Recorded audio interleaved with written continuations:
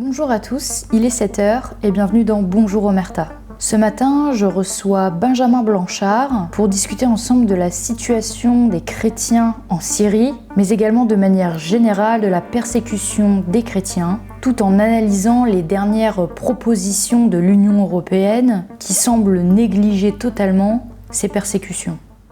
L'honneur, le bon sens, l'intérêt supérieur de la patrie commande à tous les Français libres de continuer le combat là où ils seront et comme ils pourront.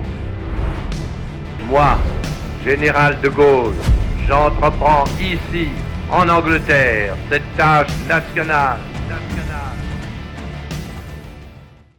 Monsieur Blanchard, bonjour, merci d'être avec nous aujourd'hui. Bonjour Julie Perron. Alors on se retrouve justement aujourd'hui pour aborder le sujet des chrétiens persécutés en Syrie particulièrement, même si ce n'est pas le cas, ce n'est pas le seul pays concerné, et également pour analyser les dernières recommandations qui ont été proposées par l'Union européenne. Alors pour commencer, de manière générale, justement, quelles déclarations vous ont le plus marqué ou choqué dans ces recommandations présentées par l'Union européenne ? Alors voilà, il s'agit d'un rapport publié par l'Agence de l'Union européenne pour l'asile. Et je crois que ce n'était pas la première fois que cette agence fait parler d'elle. En tout cas, moi, je la découvre et je dois dire que je n'ai pas été déçu. Et donc, il y a tout un catalogue, c'est un rapport de plusieurs dizaines de pages, pays par pays, avec des recommandations pour les États membres de l'Union européenne, de savoir comment doivent traiter les candidats à l'asile. Et quand on arrive à la Syrie, alors on va de surprise en surprise. Alors, tout d'abord, on a tout un paragraphe consacré aux personnes soupçonnées d'avoir des liens avec l'État islamique. Et donc, ils expliquent à qui ils font référence, donc à la fois les gens ayant été ou étant soupçonnés d'avoir été dans Daesh, mais également leur famille. Et puis ensuite, on dit, il est important d'examiner, je cite le rapport, d'examiner attentivement les besoins de protection internationale et les questions d'exclusion potentielle des personnes effectivement affiliées à l'EI. Alors là, on est quand même assez surpris de lire que il ne faudrait pas exclure que la société syrienne, on reproche à la société, à l'État syrien, d'exclure potentiellement les personnes affiliées à l'EI. Et ils disent plus précisément le cas des personnes précédemment détenues dans les camps gérés par les forces démocratiques syriennes, c'est-à-dire les forces kurdes qui a détenu des grandes prisons, des grands centres de détention au nord-est de la Syrie. Ensuite, première étape pour analyser, c'est dans le parcours qui est préconisé par le rapport de cette agence européenne pour l'asile. La première étape, il y a 3 étapes. Les actes signalés constituent-ils une persécution? Quel est le niveau de risque de persécution? Et existe-t-il un fondement à la persécution? Et alors, pardon de sourire, mais c'est tellement incroyable. La première étape, donc, les actes signalés constituent-ils un risque de persécution? Alors d'abord, ils précisent, c'est généreux, qu'en soi, les poursuites et le ciblage de personnes armées pour des actes criminels, conformément aux règles du droit international humanitaire, ne constituent pas une persécution. C'est heureux. Mais ensuite, ils disent que d'autres actes d'une extrême gravité peuvent être subis par les personnes appartenant à cette catégorie, tels que les exécutions extrajudiciaires, arrestations arbitraires et massives et les mauvais traitements dans les centres de détention. Et donc ensuite, au niveau de l'étape 2, compte tenu du traitement sévère infligé par les forces démocratiques syriennes, donc les forces kurdes, mais qui viennent de se dissoudre dans l'armée syrienne, et les forces de sécurité intérieure du gouvernement intérimaire syrien, la crainte de persécution des personnes soupçonnées d'avoir des liens avec l'EI ainsi que de leur famille est fondée. Et alors, le troisième point, existe-t-il un fondement à la persécution? Là, je cite encore, il est fort probable que la persécution des demandeurs d'asile relevant de cette catégorie, donc Daesh, soit fondée sur une opinion politique présumée, l'appartenance à l'EI étant perçue comme une opinion politique. Alors là, j'avoue que ça dépasse tout ce qu'on peut imaginer, puisque aux dernières nouvelles, l'appartenance à l'EI, c'est l'appartenance à un groupe terroriste, ce n'est pas une opinion politique. Mais donc, selon cette agence de l'Union européenne pour l'asile, l'appartenance à l'EI est perçue comme une opinion politique. Alors, quand je vois qu'en France et dans d'autres pays de l'Union européenne, on vise à interdire l'organisation des frères musulmans, je pense que ça va pas plaire à cette agence européenne pour l'asile, parce que à côté de Daesh, les frères musulmans, c'est de la poésie. Comme vous l'avez relevé, vous avez cité plusieurs points. On se semble quand même complètement déconnecté de la réalité. Alors vous l'avez évoqué, les actes de persécution contre les chrétiens en Syrie seraient rares. Et la crainte de persécuter serait fondée selon des cas exceptionnels. Alors comment est-ce que vous expliquez un tel diagnostic alors que sur le terrain, menaces, intimidations, chantage, violence font partie du quotidien des chrétiens? Oui, c'est ça, parce qu'après, plus loin dans le rapport, il y a un paragraphe consacré aux chrétiens, et là, toujours en 3 étapes. La première étape, les actes signalés constituent-ils une persécution? Et là, le rapport nous dit, à l'exception d'une attaque isolée contre l'église grecque orthodoxe à Douala à Damas et de rares cas d'enlèvement de femmes, les actes signalés contre les chrétiens ne constituent pas une persécution.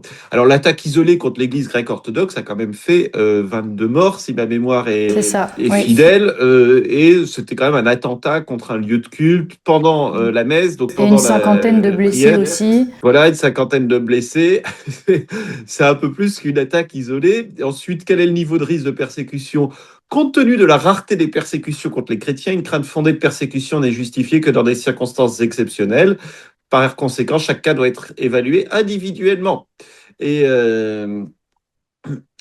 existe-t-il une crainte justifiée de persécution? Et là, ils nous disent que si un demandeur d'asile relevant de cette catégorie présente une crainte fondée de persécution, il est probable que cette crainte soit d'ordre religieux. Donc, finalement, le rapport nous dit qu'il est préférable d'accueillir des gens de Daesh que des chrétiens. Alors, entendons-nous bien, pour nous, ce qui est souhaitable, c'est que les chrétiens puissent rester vivre en Syrie. Il n'est pas souhaitable de vider la Syrie de ces chrétiens, même si, hélas, le processus est aujourd'hui bien enclenché. Rappelons qu'avant la guerre civile syrienne, il y a 15 ans, il y avait à peu près entre 8 et 10% de chrétiens. Aujourd'hui, il serait au mieux 2%. Et ça ne cesse de diminuer, notamment depuis un an avec l'actuel gouvernement. Alors, je ne dirais pas qu'aujourd'hui, il y a une persécution générale des chrétiens en Syrie du fait du gouvernement syrien. Très honnêtement, ce n'est pas ça. Par contre, il y a des actes, il y a eu cette attaque qui n'était pas du gouvernement, hein, bien sûr, mais les forces de sécurité n'ont pas réussi à l'empêcher, alors que pendant tous les 15 ans de guerre civile sous l'Ancien Régime, ça ne s'était jamais produit. Donc, il y a une défaillance de la sécurité, et ensuite, on a une ambiance d'augmentation de la criminalité, y compris contre les chrétiens. Je ne peux pas dire si tout le monde est frappé, parce que moi, c'est surtout les meurtres, les attaques, les enlèvements contre les chrétiens qui me remontent. On n'a pas l'impression que ce soit quelque chose d'organisé et de systématique, mais ça donne une ambiance peu confortable. Et par contre, du point de vue du gouvernement, ce qui donne... Alors, c'est pas vraiment des persécutions ou des atteintes physiques, mais ça donne une ambiance qui n'est pas favorable aux chrétiens. C'est l'application de la loi islamique dans certains domaines de la société, et je pense notamment à la justice. Les chrétiens qui étaient fonctionnaires de la justice ont été tout simplement remerciés. Et maintenant, dans le ministère de la Justice, il n'y a plus que des juges musulmans sunnites qui doivent appliquer la loi islamique. Alors ça, c'est quand même un signe qui laisse à penser aux chrétiens et aux autres minorités, donc de minorités musulmanes ou branches divergentes, qui ne sont pas les bienvenus dans le pays. Justement, certains rapports invoquent la présence d'un ministre chrétien au gouvernement syrien comme preuve de respect des minorités. Est-ce qu'on peut sérieusement confondre représentation symbolique au sommet et sécurité réelle pour une population livrée à elle-même sur le terrain finalement? Oui, alors le gouvernement intérimaire est très, très aimable, et il y a une ministre chrétienne, donc Madame Indawat, je crois, un ministre kurde et un ministre alawite. Alors déjà, notons que par rapport à l'ancien gouvernement, c'est beaucoup moins. Dans l'ancien gouvernement, il y avait plus un ministre chrétien. Rappelons que le président du Parlement était un chrétien. Il y avait le président de la commission des affaires arabes et étrangères, alors pas dans le dernier parlement, mais le précédent, était un chrétien. Il y avait une forte présence chrétienne dans les institutions. Aujourd'hui, il y a une ministre chrétienne. Ensuite, est-elle représentative de l'ensemble de la société chrétienne? Je n'en suis pas si sûr. C'était une dame qui vivait à l'étranger, qui ensuite est convertie au protestantisme, donc qui est pas du tout de la confession chrétienne principale en Syrie, où ce sont plutôt des Grecs orthodoxes à plus de 50%, voire 60%. Donc, est-elle représentative? Je n'en suis pas sûr. Et surtout, quel est son poids politique réel? Je ne sais pas. En tout cas, ça ne peut pas faire oublier qu'il y a encore quelques jours, un chrétien a été tué à Mardé. Là encore, ce n'est pas certain que ce soit pour des motifs religieux. Ça peut être aussi pour des motifs crapuleux, puisqu'apparemment, c'était quelqu'un avec des moyens, etc. Mais quand même, il a été exécuté dans sa voiture. Je pense que ce pauvre jeune homme qui a été tué, ça lui fait une belle jambe qui est une ministre chrétienne. Mais en tout cas, c'est ce qu'on trouve dans le rapport de l'Agence européenne de l'asile, qu'il y a une ministre chrétienne, donc les chrétiens ne sont pas persécutés. Alors je tiens à les rassurer, il y a aussi des ministres musulmans sunnites. Alors les gens de Daesh sont musulmans sunnites, donc ça voudrait dire qu'il n'y a pas de risque de persécution contre les musulmans sunnites de Daesh. Non, c'est pas quelque chose de très sérieux. Et si ça ne prêtait pas à sourire, il faudrait peut-être en pleurer. Vous avez évoqué la mort de ce jeune chrétien dont du coup, les motivations restent floues. Est-ce que justement la forme hybride des persécutions, donc entre mafia et pression islamiste, est plus difficile à faire reconnaître juridiquement et donc aussi plus facile à nier politiquement? Je ne sais pas. En tout cas, moi, ce que je tiens à préciser, c'est que pour l'instant, et il n'y a pas de raison que ça change, on ne peut pas parler de persécution institutionnelle par le gouvernement syrien d'Ahmed El-Shara.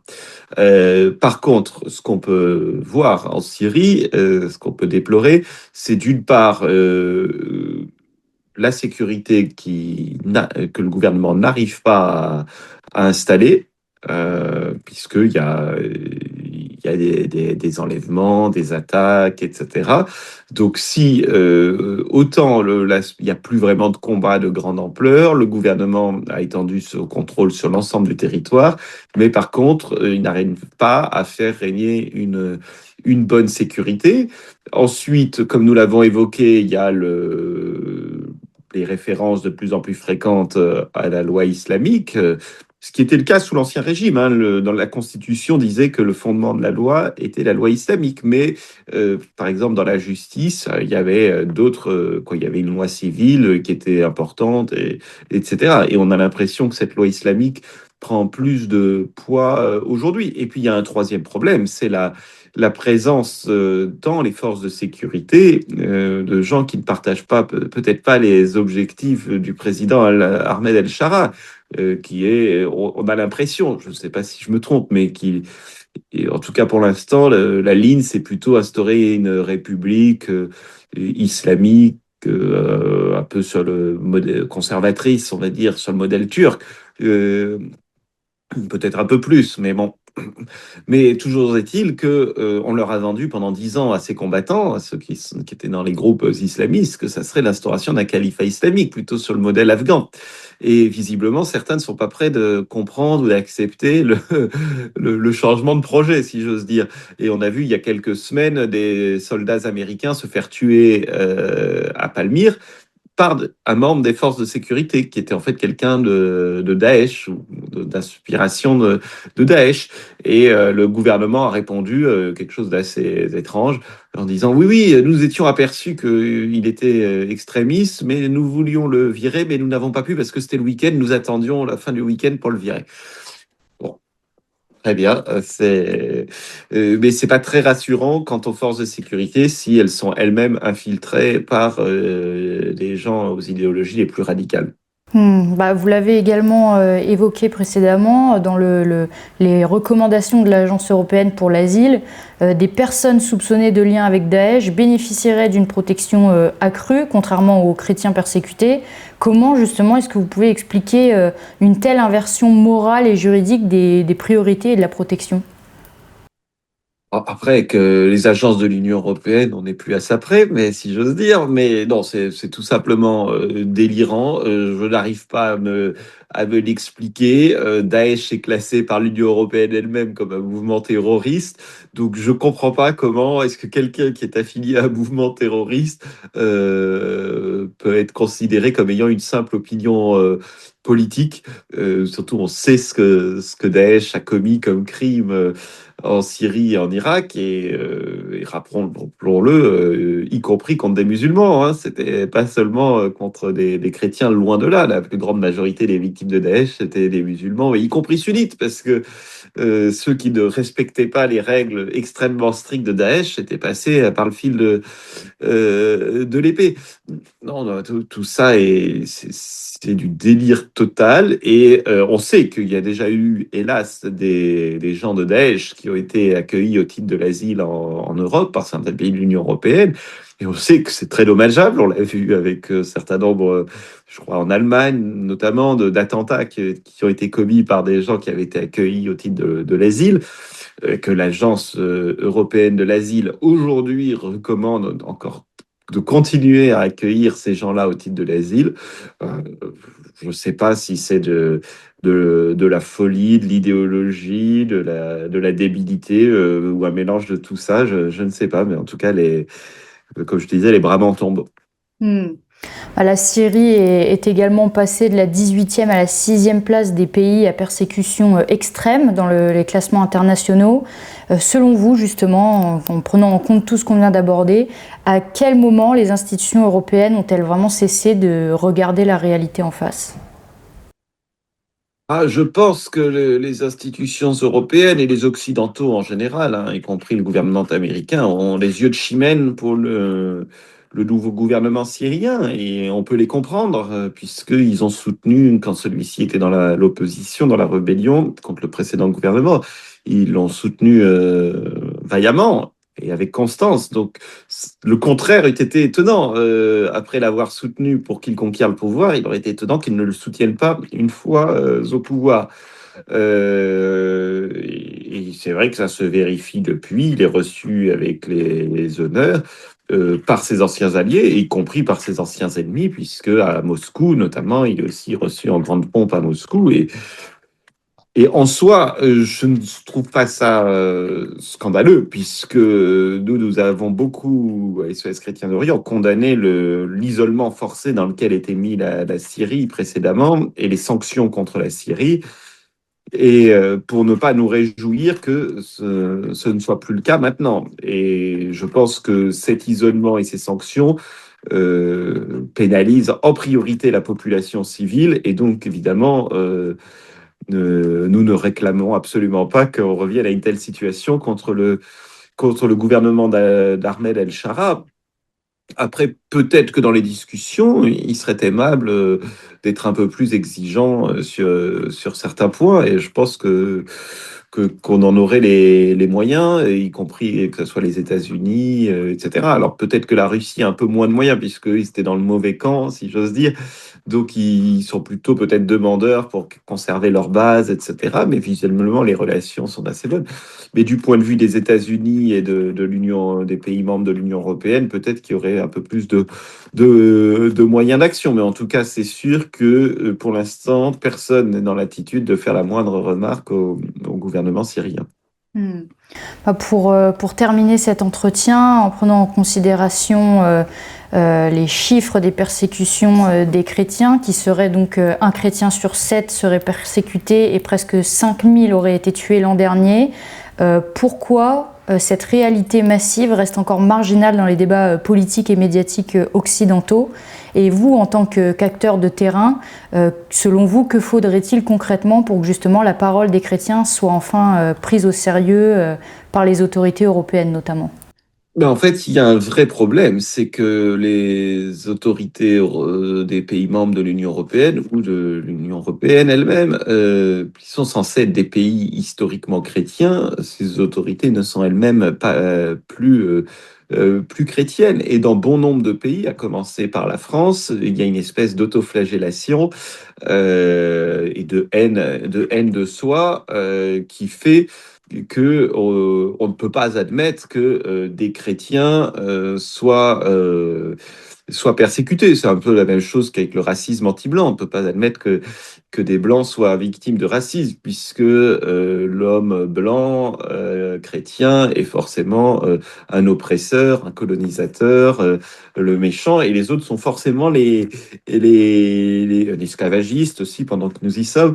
Les autres sont forcément des victimes. Donc en fait, à partir de ce moment-là, il est impossible d'admettre ou de reconnaître qu'il y ait des chrétiens persécutés. On l'a bien vu à l'époque de Daesh, il était aisé de parler de ces pauvres Yazidis qui ont effectivement été abominablement persécutés par Daesh, mais il a fallu beaucoup plus de temps au gouvernement français pour admettre qu'il y avait une persécution aussi des chrétiens, et l'un n'exclut pas l'autre. C'est pas parce qu'on parle de la persécution des chrétiens qu'on voudrait nier que les Yazidis ont été, encore plus que les chrétiens d'ailleurs, persécutés. Mais il n'y a pas de raison de parler des Yazidis et d'oublier les chrétiens. Et il y a eu beaucoup plus de mal, je pense, à cause de ça. Et puis peut-être pour élargir, sans aller jusqu'aux persécutions, aux chrétiens tués, etc., on peut aussi parler du laïcisme extrême qui sévit dans certains pays de l'Union européenne.